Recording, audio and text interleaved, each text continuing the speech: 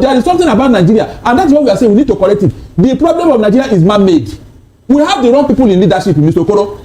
The day we say, look, this is the standard. This is the standard we want.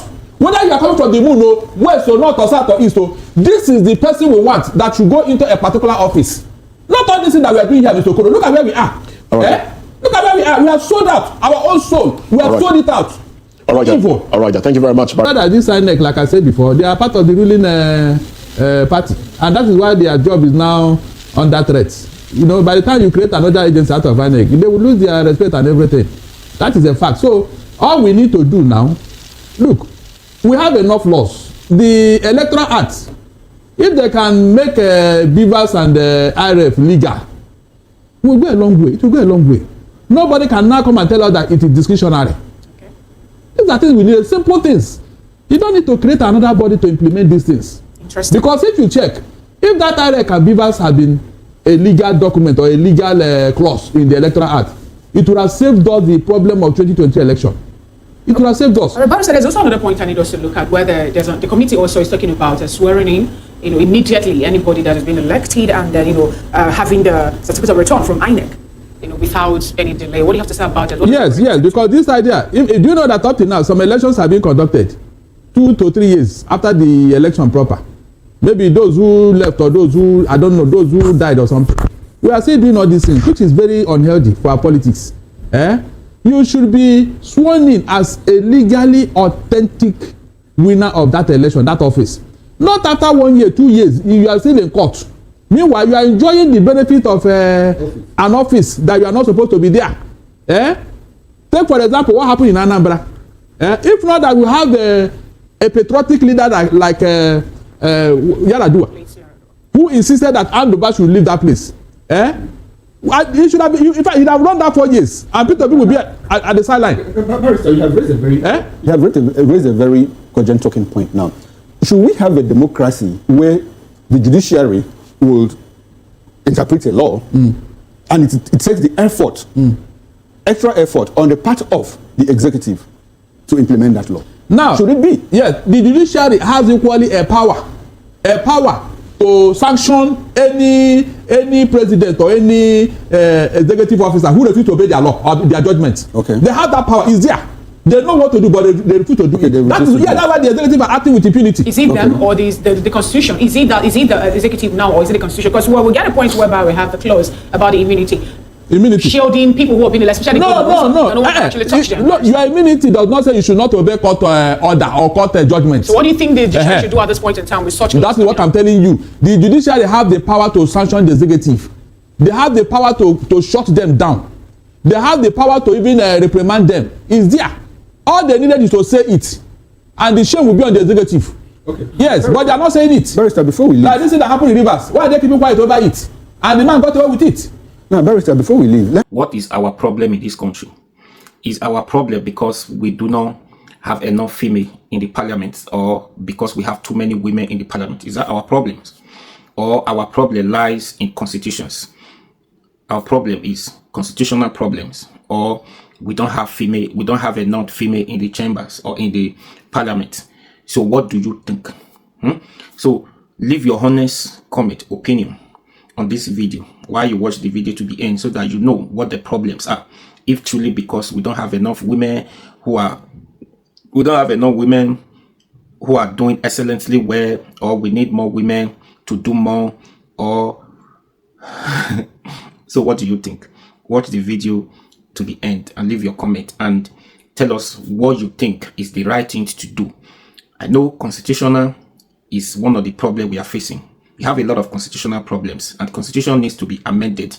Once constitution is being amended, at least we'll take it from there, especially electoral reform. That one is very important to be signed into law for any other election, so that at the end of the day, we don't have elections end up at the Supreme Court, Court of Appeal at the Supreme Court. We do not want Supreme Court, Court of Appeal to validate the winner of the election. At the polling unit, you're supposed to get a winner even before the end of at least 24 hours. Is enough to get a winner. So watch this video to the end. We'll come back and talk about it. The National Assembly, and trying to take that away from the president and place it in the arms of a career civil servant, which is the clerk. Is that really important? No. No. You see, these particular APC people, they have a way of measuring on minor. Those things are irrelevant. No, that particular one. Or do you think the other things? Most of the things they are saying here are irrelevant. I was thinking they should focus on the electoral reforms. If actually their main business, creating additional personnel for the National Assembly is creating more avenues for siphoning money. Because the people that are there already, what are they doing for us? What are they doing? They are not even ashamed that they have become rubber stamp to the presidency. They have not even ashamed of that. Mention one single thing this presidency have done that they challenge. Look at the state of emergency. How all of them endorse it. Do you think kick-starting the National Assembly, as the Constitution puts it, proclaiming the National Assembly before officers are elected, the president determining where, do you think that plays a role in the president having a grip on the National Assembly, and taking it away from the president will deprive the president of, take that power away from him? Look, it's just a declaration. It doesn't hold water. It is your actual performance in office that is important to us. Whether the president declares it or a minister declares it to make it doesn't matter. What matters is you the people that are going to perform the duties of the National Assembly. Are you principled? Are you on your own? Can you be your own man? These are the important things that matters to us. Because if this National Assembly have been active, my dear, we will not be where we are today. Seriously. They have disappointed themselves and Nigerians. So this proposal is coming too late. They should have done something before now about this thing they are telling us. It's just a proposal and it may not see the light of day. It may not. Now, Barrister, when you say that the people who have been elected to be there, members of the National Assembly, are there siphoning money, or rather you say that this is a way for them to siphon more money now. Some persons are actually talking about exclusive seats for women. And now we're having 108 of it. One for the Senate, then 2 for the House of Assembly. We've also seen a scenario whereby women in the National Assembly are being played down, more like their voices are not being heard. Don't you think that this is a way for their voices to be projected in such a way that, they will now be part of whatever thing happened in the National Assembly? For example, the back and forth that Natasha Akpoti-Uduaghan is going with the sitting Senate president at this point in time. Don't you think that we have more women in the House? They can actually echo in unison to make sure that women are not being suppressed or, being intimidated. It will not make any difference because the women that are there already, what are they doing? How many are they? Sorry? Just how many are they? Let those few begin to talk and act. Let us so that if we now say we are going to add more men, we now know that they are going to add value. Men in the National Assembly actually made it known to Nigerians that it's more like the people who are there are suppressing, especially those who they elected to be their heads in the National Assembly, are suppressing them who actually elected them. Now, when you say let the people who are there talk, we have just 3 of them. So how do you expect their voice to be heard when one who come up to say, I am not going to allow you to intimidate me is being suspended, which even you have actually come up to say you're going against the suspension because you say it's unconstitutional? Fina, it will not make any difference. Going by this National Assembly that is populated by APC, at the end of the day, it will be all parties affair, our APC affair. The women will be cajoled, they will be intimidated, they will be threatened to fall in line. That is the truth. They cannot be their own man. If the men have not been their own man, is it the women that will not be their own women? No, tell me. Okay, Barrister, on a lighter note anyway. Now Barrister, I want to talk about the management of political parties. Because part of the proposals, is also that the power to regulate political powers should be taken away from the electoral body, INEC, and that a party registration body should be established. Do you agree with that proposal? What's your reaction? Yes, based on what this INEC have done so far, I think we need another body that will vet political parties. Okay. Whereby the INEC official will not be part of the ruling party. Okay. Maybe it will help. Because this particular INEC, they have shown that they are part of APC. They have shown it in action, in utterances, in body language. So they are not giving us what an independent INEC should be.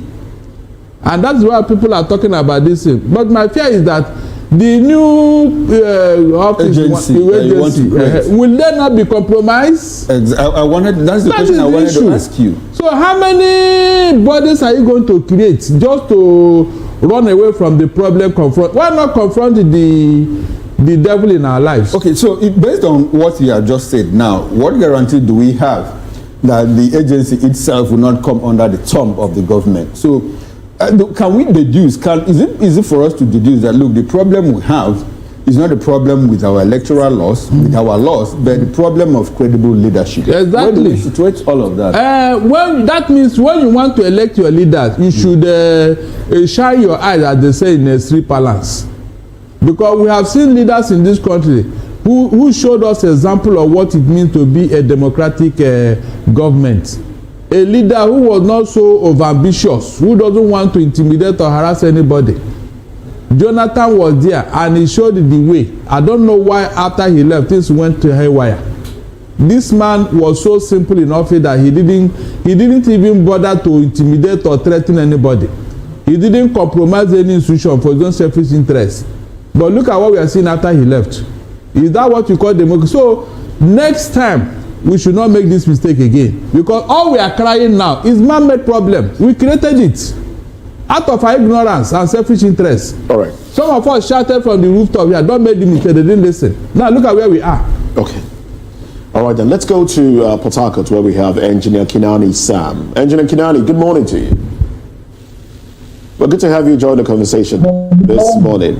Looking at the proposals from the Deputy Speaker of the House of Representatives, adding 108 to already 469, if you combine both the Senate and the House of Reps together, is that economical for the nation? And this is coming at a time when Nigerians have been asking that the National Assembly be made part-time, that the activities, as not to spend so much money.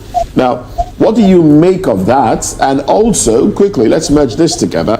The seats, the seats for women, is that democratic enough? Is that actual women inclusion? If you have designated seats, why not make it a level playing field for everybody to contest?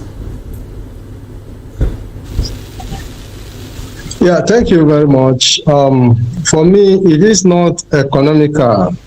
We are even thinking of reducing the number of representatives in both the House of Reps and the Senate, because these too many persons have not brought any dividends of democracy to Nigerians. And then you are thinking of adding more to it, and not just adding more to it, making us believe that the problem of Nigerian is a gender problem. I want to say that Nigerian problem is not a gender problem. We are not suffering what we are suffering because we have less women in the National Assembly. But we are having the problem, the issues, because we have less competent people in the National Assembly. And of my opinion, I think the lesser people we have or number we have in the National Assembly, the better for us, that we'll be able to control.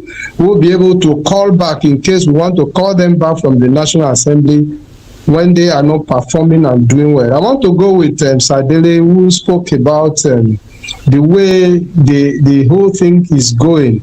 In Nigeria, the kind of democracy we have is appalling, is annoying. You see a situation where a government in place do not have competition. The kind of competition I talk about is that they do not have opposition from the National Assembly that is supposed to checkmate them. And the kind of a National Assembly we have now is for the executive to promulgate a law, and then they will just sign into it or assent to it. So these are issues that we need to handle. These are issues that needs to be taken care of, and not bringing more people. Bringing more people is like creating more problem, particularly these women that they feel they will be in charge, they will be in control of. Because sometimes you see women, they are more passionate about things, and they will just like to follow the people who brought them in. If we allow a level playing ground, if you are capable enough, your people will elect you. We have Akpoti there. We have some other women who are there who were elected by their people because they are capable of doing what they are doing, and you can see their performance. Those people or those women that were actually elected by their people are doing and performing wonderfully.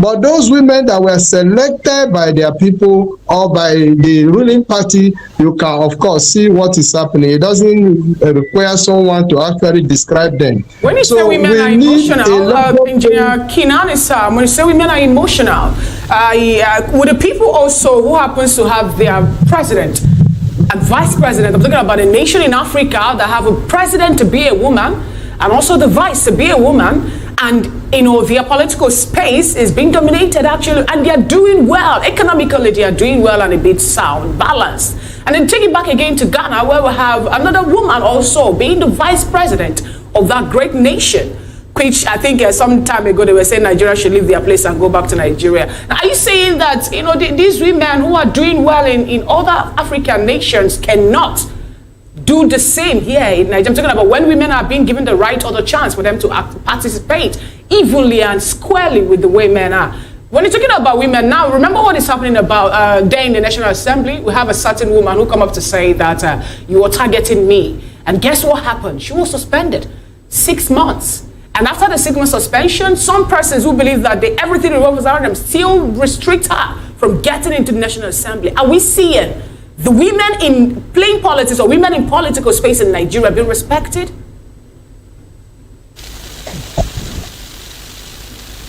Yeah, thank you very much. Don't misunderstand me. I'm not saying women are emotional that they cannot perform well. I've just given an example of Natasha Akpoti in the House, her performance that is commendable by all Nigerians. And same goes with other women in other parts of the world who have become president. We've seen those of them who have become chancellors. We've seen their performances. But what I'm emphasizing on is that the women who are selected, not women who are elected. Now, Akpoti was elected. We are aware of that, what she went through before her election. And that is exactly where I'm going. These more women they want to bring in are actually women that they want to select. That is the way I'm going. That is what I'm trying to say. So I'm not underrating the performances of women. I'm not saying women are emotional that they cannot do their duty, but I'm saying women who compete with men and see themselves through by election perform very well, very, very well, excellently well. So that's what I'm saying. We need women who will compete with men, who will understand that they are not just getting an opportunity because they are women. Let's talk about holding the proposal of holding all elections the same day, presidential, governorship, everything the same day. A lot of Nigerians have, have asked for that as a way of spending less on elections. And what's your take on that proposal? Is that one that you're interested in, or do you think it's not going to make it? It's not something to consider as well. That involves the electoral process. Yeah, in my own view, I think the problem of Nigeria is not about when and how election is being held, but it is about how election is being conducted. If we hold it the same day and we still have the kind of glitches that we had in 2023, we will still have the same problem. What we should be thinking about now as Nigerians is not the mode we hold our elections maybe same day, but we should be looking at what can we do differently that the kind of glitches that we had before will not occur again. That is what Nigeria should concentrate on now. Even for us who are now clamoring for 2027, I think we are missing it. We should be looking at what can we do differently. Okay. What can we put in place that will make us understand that if the chairman of INEC brings up such a glitch, the glitch can even bring him to execution. So if we begin to put those kind of things in place, it will give us a better election, not looking at whether we are going to hold on. Even if we hold the local government election, the state government election, and the federal national election the same day, and we still have the glitches, we will still have the same problem. I will pretend like I didn't hear you say something in the line of capital punishment. I will pretend. Of course, I mean it. Pardon? No, don't pretend. It's real. If we put it in our constitution that when we have such glitches, there will be capital punishment for whoever commits it. It's going to make people afraid to commit such glitches. Okay.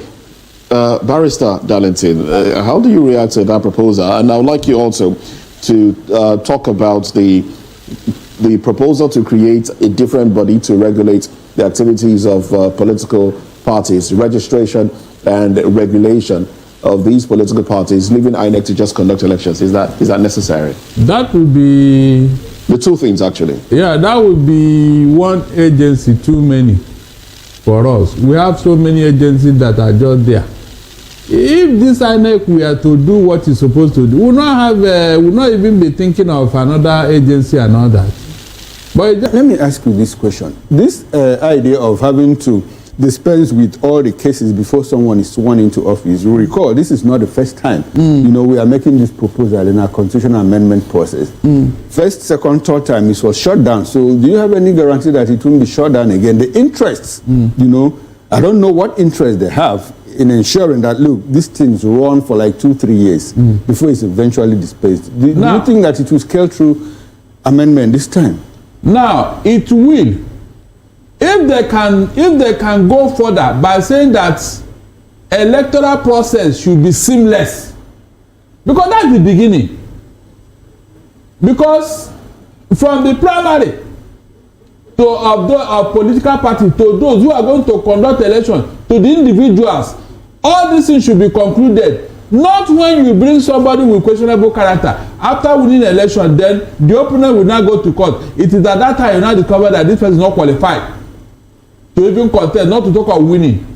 After wasting time and money and everything. So before you even come up, there should be guidelines clearly stated, and this thing should be vetted, verified before you go in. Then during the election proper, the electoral body should make sure that those contesting are the actual people who are supposed to contest. Not after the election proper, you now discover that they didn't do primary, this one is not qualified, there is one infraction or the other. We don't want that. This thing should be seamless. That is the beginning of good electoral process.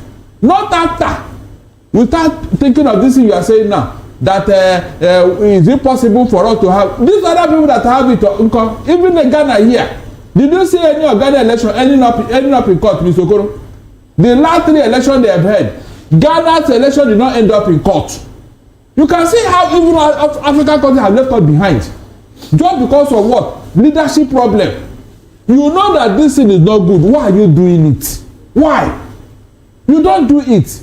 Even the election, we were here. I was here. I monitored it. During the election, people were moving about. In fact, one of the polling units, a woman was selling by the side. They don't vote and go. No problem. In Nigeria, the whole country had to be locked down. Is it curious that Ghana is doing better than us, but Ghana came here to learn from us? In fact, we were told. It has been our lot. Even Malaysia that is selling palm oil, they took here to take it. They took palm kernel seed, and now they are now measuring on it. So, Mr. Darlington, Engineer Kinani pushed forward, and which do you think should be dropped in some of the proposals? And what would you like to see the National Assembly work on to have better elections going forward? In about 2 minutes, please. Well, you might need to unmute your microphone because we can't, we are not getting audio. Yeah, sorry. Go ahead. Okay. For me, I think the National Assembly has disappointed Nigerians, and their proposals do not make much meanings to Nigerians anymore, even if they are making proposals that should have been good for us. And so we are disappointed in them because they are not serving the purpose of opposition, which they ought to have served with the federal government. And so since they are on the path that everything the executive says is their own is to approve, we will not say that, or will not have trust that whatever they are bringing out is going to be of good to Nigerians. That is one part.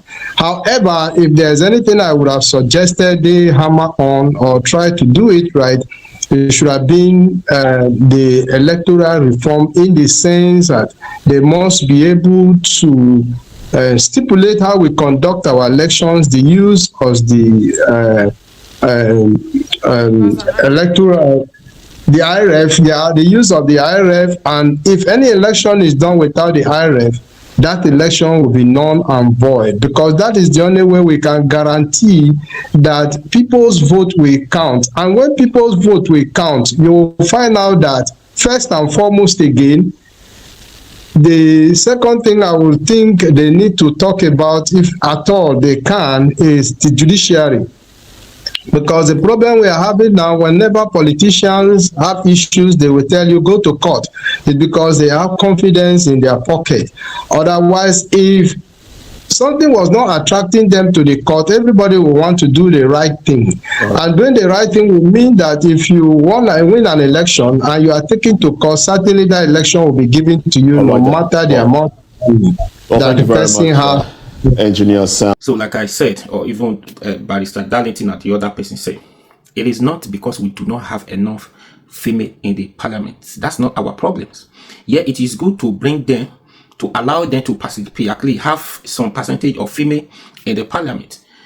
It still boils down to constitutions, because this female, the men in the chamber, or the men in the House of Assembly, House of Reps, whatever, they are looking for who they are going to control. Because Nigeria election is not free and fair elections. It's by selection, not by election.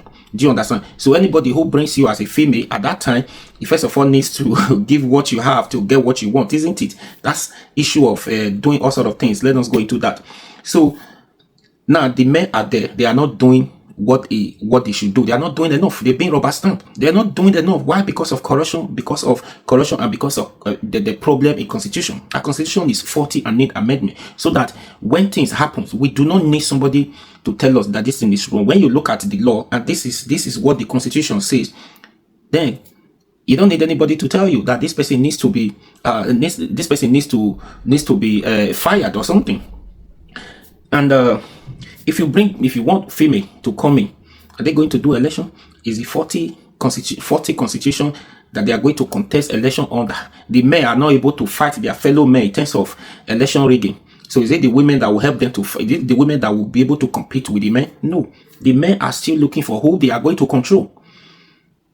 If all the men in the House of Reps, for example, House of Reps and House of National Assembly could stand on Tinubu's mandate, despite the fact that whether the mandate is good or nothing, if they can all stand, because the APC has the majority, if they can all be compared to stand on Tinubu's mandate, what do you want? They have men there.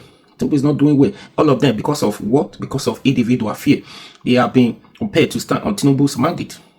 So if we have constitution would have helped us, just like voice voting at that time when Tinubu declared state of emergency. That was constitution issues. So it is not by voice vote. It's by two-thirds. Let's do it openly. If we have a constitution, institutions that works, that state of emergency would have been ruled out.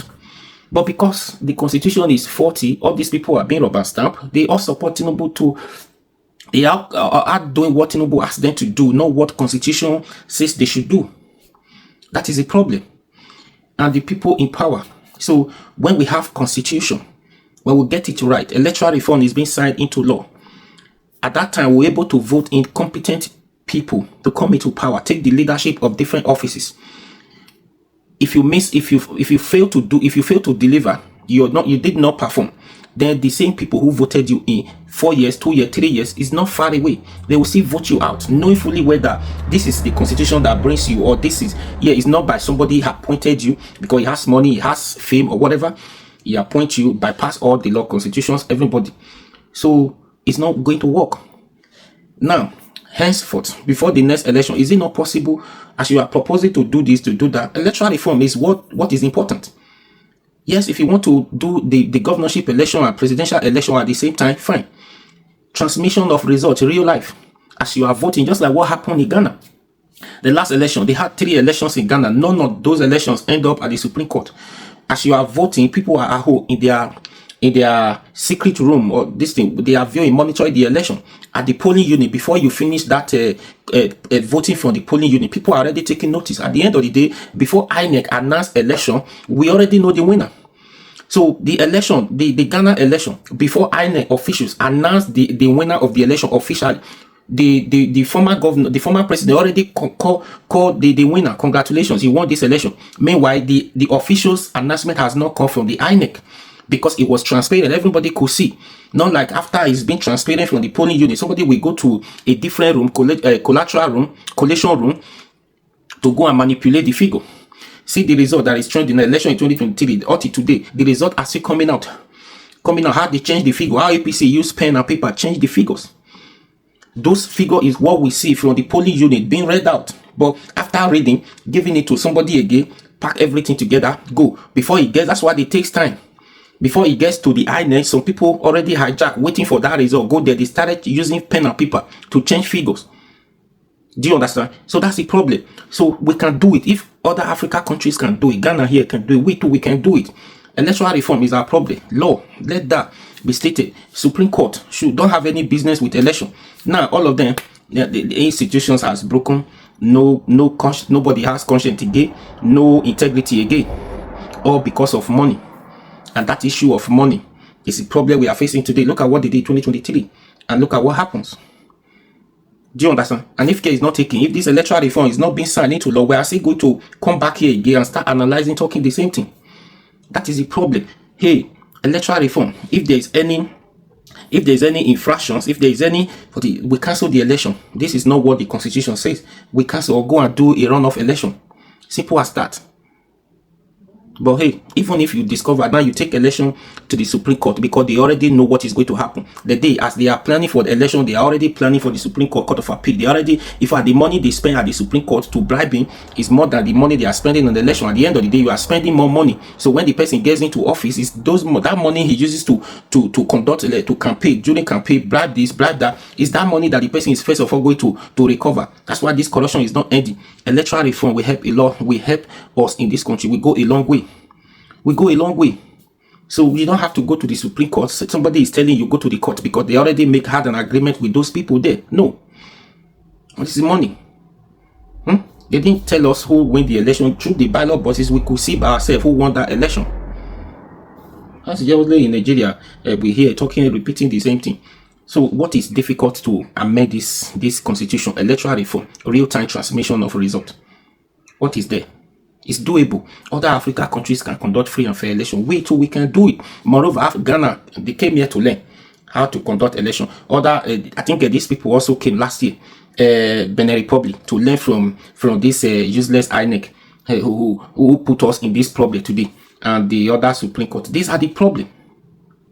These are the problem. Even if you take election to the Supreme Court, you have issue of over voting. What it means, over voting? It means that there's a lot of infractions. That election should be cancelled.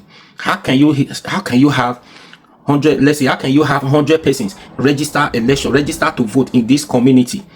Out of that 100, even if all the hundreds of those people who register in that community, even if all of them, which is not possible, all of them cannot even vote.